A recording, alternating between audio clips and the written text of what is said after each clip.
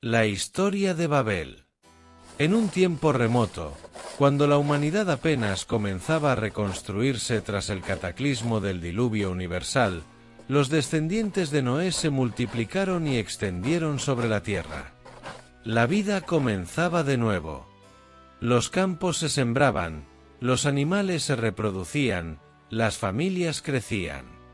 La memoria del juicio divino seguía viva en los relatos que pasaban de generación en generación, y la imagen del arca posada en los montes de Ararat aún era recordada como un testimonio del poder de Dios y su misericordia. A Noé y a sus hijos se les había encomendado una misión clara y directa: llenar la tierra, poblarla y ejercer dominio sobre ella bajo la guía del Creador. El plan divino era la dispersión, no la concentración, la expansión, no el encierro. Pero como muchas veces ha ocurrido en la historia humana, el corazón del hombre prefirió su propio camino. Pasaron las generaciones, y un grupo numeroso de personas, unidas por lazos familiares y por una sola lengua, se desplazó hacia el oriente en busca de nuevas tierras. Fue así como llegaron a una vasta llanura en la tierra de Sinar, una región fértil, abierta, ideal para establecerse. Aquella llanura era tan extensa y prometedora que los pueblos decidieron no seguir avanzando. Allí se establecieron, decididos a fundar no solo un asentamiento, sino una ciudad, una metrópolis, un símbolo de unidad y poder. La humanidad aún hablaba una sola lengua, lo que les permitía organizarse, colaborar y proyectar sus sueños sin obstáculos.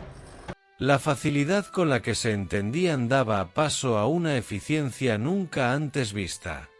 En este contexto de unidad lingüística, surgió una idea ambiciosa que marcaría el curso de la historia.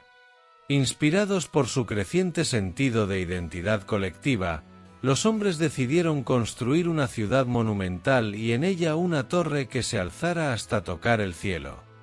La decisión de edificar una torre tan alta no era solo un acto arquitectónico o funcional. Era una declaración de independencia, un gesto de autoglorificación. Era el deseo de establecer un nombre propio, de consolidar el poder humano sin necesidad de someterse a la voluntad divina. La torre que planeaban levantar no pretendía solo reunirlos en torno a un centro común, sino también evitar que se dispersaran por la faz de la tierra, desobedeciendo así el mandato divino. Se organizaron con gran habilidad, utilizando técnicas innovadoras para la época. En lugar de piedra natural, elaboraron ladrillos cocidos al fuego, y usaron betún o asfalto como mezcla para unirlos. Con estos materiales, comenzaron a edificar. Día tras día, las paredes de la torre se alzaban. Los hornos trabajaban sin descanso, el humo llenaba el cielo, los obreros iban y venían con una eficiencia admirable. Todo parecía indicar que aquella obra monumental se convertiría en el centro del mundo. Sin embargo, desde los cielos, Dios observaba atentamente lo que los hombres estaban construyendo. No ignoraba sus intenciones ni desconocía los anhelos de sus corazones. Aunque la unidad y el progreso no eran malos en sí mismos, el propósito con el que eran usados se alejaba por completo de la voluntad de su Creador. El proyecto humano se fundaba en el orgullo, en la autosuficiencia, en la ilusión de poder alcanzar el cielo por medios propios. No era una búsqueda espiritual, sino una empresa de gloria personal, de rebelión silenciosa, de construcción de un reino humano que no necesitara de Dios. Ante esto, el Señor decidió intervenir, no con violencia ni con destrucción como en el diluvio, sino de una manera más sutil y definitiva. En un instante, la unidad que les había dado fuerza se convirtió en su mayor debilidad. Dios confundió su lenguaje. Las palabras, que antes fluían claras y precisas, comenzaron a perder sentido entre los trabajadores. Las instrucciones ya no se comprendían. Los ladrillos se colocaban en el lugar equivocado. Los malentendidos se multiplicaban. Lo que antes era cooperación, ahora era confusión. Los grupos comenzaron a separarse, cada uno siguiendo a aquellos con quienes aún podían comunicarse. La obra se detuvo. La torre quedó inconclusa. La ciudad, que debía ser el símbolo de una civilización gloriosa, se transformó en el escenario de una gran dispersión. Aquel lugar recibió el nombre de Babel, que significa confusión, porque allí el Señor confundió la lengua de los hombres y los esparció sobre la faz de la tierra. Así se cumplió, por medio de la intervención divina, el propósito original que el hombre había querido evitar. Donde buscaban unidad para el orgullo, Dios sembró diversidad para el bien común. Desde entonces, nacieron las muchas lenguas, las culturas diversas, las naciones múltiples que poblaron el mundo. Esta historia, más allá de su carácter mítico y su riqueza narrativa, contiene una enseñanza profunda. Nos recuerda que el orgullo humano, cuando se eleva por encima de la voluntad de Dios, inevitablemente conduce a la división y al fracaso. El hombre, cuando intenta alcanzar el cielo por sus propios medios, sin humildad, sin fe, sin obediencia, se encuentra con el límite de su propia condición.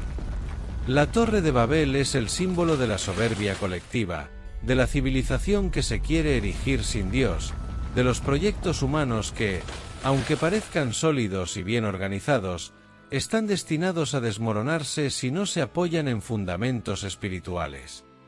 Pero también es una advertencia sobre el uso equivocado de la unidad. Estar unidos no es en sí mismo una virtud si el objetivo es la autoglorificación. La verdadera unidad no consiste en evitar la diversidad, sino en buscar un propósito común conforme a la voluntad del Creador. Para los cristianos, esta historia tiene un valor simbólico muy poderoso. Babel representa la consecuencia del pecado colectivo, la desobediencia, el orgullo, la autosuficiencia y la confusión resultante. Pero siglos después, en Jerusalén, ocurrió un acontecimiento que se presenta como el reverso de Babel, el día de Pentecostés. Allí, los apóstoles recibieron el Espíritu Santo y comenzaron a hablar en otras lenguas, no para dividirse, sino para anunciar el Evangelio a personas de todas las naciones. Mientras que en Babel las lenguas separaron a los hombres, en Pentecostés las lenguas los unieron bajo un mismo mensaje de salvación. Babel dispersó por orgullo, Pentecostés reunió en el amor de Cristo. Babel construyó una torre para alcanzar el cielo, Pentecostés abrió el cielo para que Dios descendiera al corazón de los hombres. Así, Babel no es solo una historia del pasado, sino una imagen viva del conflicto constante entre el orgullo humano y el plan divino. Es un espejo de las torres que seguimos construyendo en nuestros tiempos, torres de poder, de conocimiento, de ambición, de tecnología, que pueden ser buenas si están al servicio del bien, pero peligrosas si buscan reemplazar a Dios. La historia de Babel sigue hablándonos hoy. Nos llama a reconocer nuestras limitaciones, a no confiar solo en nuestras capacidades, y a recordar que toda verdadera grandeza comienza por la humildad. Porque solo cuando el hombre deja de construir su propio nombre y se entrega al nombre de Dios, encuentra su lugar verdadero en el mundo.